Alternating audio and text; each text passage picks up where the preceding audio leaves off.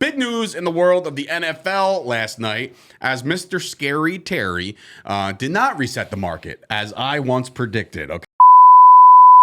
These 12 receivers, million was his big deal. These not receivers 20. that are going to be coming up soon, McLaurin, Jefferson, all these guys, the good with Jamar Chase eventually, right? They're going to consider themselves the best in the game. And if McLaurin thinks he's the best in the game, he's going to want best in the game money. Was wrong. He came out here and he did get paid. He did. Don't get me wrong. He got paid. His guarantee is up, or his contract is worth up to $70 million, 3-year deal, extended on top of what he's doing right now. $53 million in guarantees, 34.6 fully guaranteed at signing, which again, I don't know. Maybe there's kind of some like loopholes or something where he can't get all 54. I don't know. But anyway, it averages out to 23.3 per year, which puts him behind some of the better, definitely better. I would say better receivers in football. These are the top receivers right now. There is one missing from here. There's one supposed to be in A.J. Brown's spot at 25 because Cooper Kupp is making 26.7. So Cooper Kupp would actually rank right behind DeAndre Hopkins. But here we go. These are the top 5. Well, some of the top 5 guys. Tyreek Hill, 30 mil a year, right? And then you got Devontae Adams, we know, 28.25. Then, of course, 27.25 for D-Hop. Diggs is making 26. A.J. Brown's making 25. So these guys all are getting paid more, justifiably so, more than Terry McLaurin. Now, we're talking about DJ Moore, who's also $20.6 million a year. So now Terry McLaurin, if you're doing the math at home, Terry McLaurin now makes more than DJ Moore at 20.6. He makes more than Keenan Allen and Mike Williams at 20. It makes more than Amari Cooper at 20. Makes more than Chris Godwin at 20. So that puts him right around 1, 2, 3, 4, 5, 6, the 7th highest paid receiver in football right now. Justified? I believe it is justified. Okay.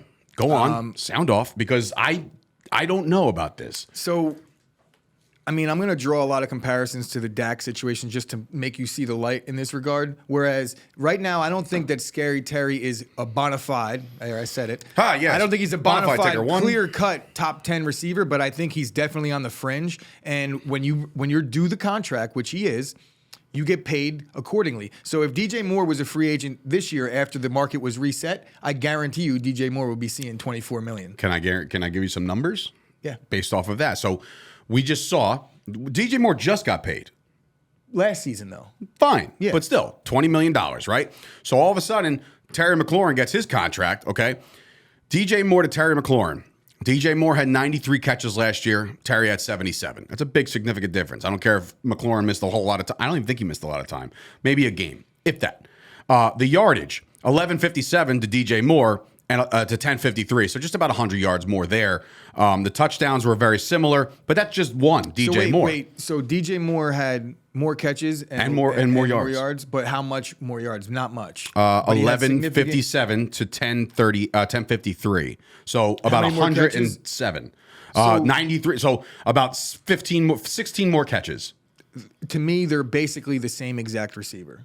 In terms of the usage, like how many targets did they get? Did he get 20 more targets? Because I did look at the targets as well. But also, just to compare, Keenan Allen, right? So we just said that Terry McLaurin had 77 receptions last year.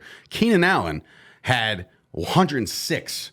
So he went way above and beyond Terry McLaurin numbers. The receptions, 157 to 130. And then the 6 touchdowns for Keenan Allen, 5 for McLaurin. So now to this point, and when did Keenan Allen sign his deal? So, but now you're making my point. I'm making that people reset the market even if they're not even as good as other guys. Devontae Adams wasn't even a top 10 paid receiver ever going into this. Like he was getting paid like $17 million a year. So, okay, and he got his new deal, and he's now second in annual value. But when he signed his deal originally, he was getting a really nice deal, and then he got in the 4 years since he signed it, it got passed by everybody. So if you're looking at guys like Jamar Chase, Justin Jefferson, I put them both over McLaurin, but they're not due money yet. When they both sign, guess what? They're going to get paid more than Scary Terry did. But they're also better. Fair. And they're going to reset the market, which is, we're going to talk about numbers. What's Justin Jefferson going to get paid? He's going to get paid $33 million a year. I mean, probably 31.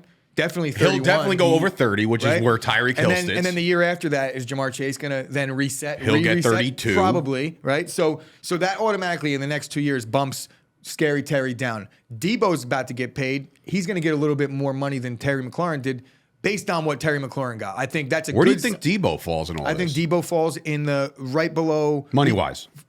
top 5.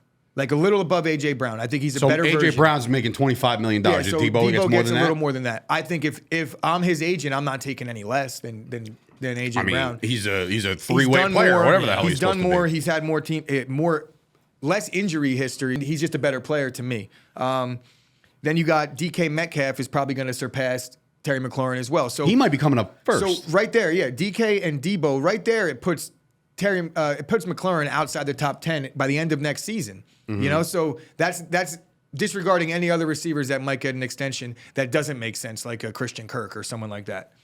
So I don't really have much of an issue with it because in time, he's going to get bumped down the rungs a little bit, and I would put him on the fringes of a top 10 receiver in football. You can make the case for him against any of these guys. Who do you have at your top 10?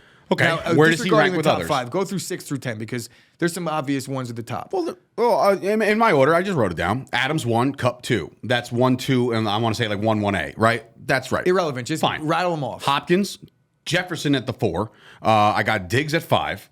I got Tyreek Hill at 6. I got DJ Moore at 7. I got Keenan Allen at 8. I got Amari Cooper at 9. I got AJ Brown at 10. I got Scary Terry outside the top 10 receivers in football who just got $23.3 million a year. To me, he's not a top 10 receiver. But like yet. I said, you just named a couple guys that are on their rookie deal that when they do get paid, they're going to bump him outside the top 10. Well, there's only one guy on his rookie deal right here, Jefferson. And Jamar Chase. I didn't say Chase. You don't have him in your Oh, top shit. 10? Then I'll put Chase at 10, bump Brown to 11, bump Terry to 12. That's fine. But like, you know, you're understanding that Terry McLaurin and AJ Brown, like we could have a real debate and we'll probably just never agree. And we'll sit here and go back and forth. And I could argue the case for either one of them. I could argue for AJ Brown being better and vice versa, just playing devil's advocate. So when you're having those types of conversations, it's like they're right in the same, right there. What does Terry McLaurin deserve? Like, that's the question. Does he deserve less?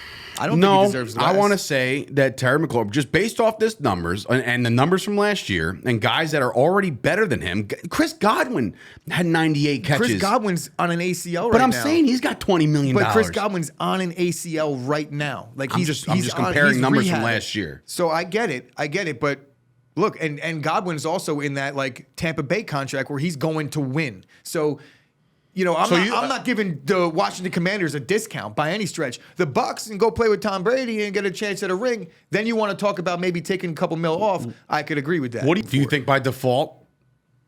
And this is an argument. I'm just saying, like this is an actual conversation to be had.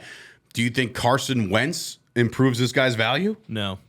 I mean, I say no, but you might think so. I think for as long as Carson Wentz is able to stay healthy, yeah, he does improve his value because he's at least look. Carson Wentz, I'm not sitting here singing his praises, but you heard the guys we just named, right? Yeah. So how could it not?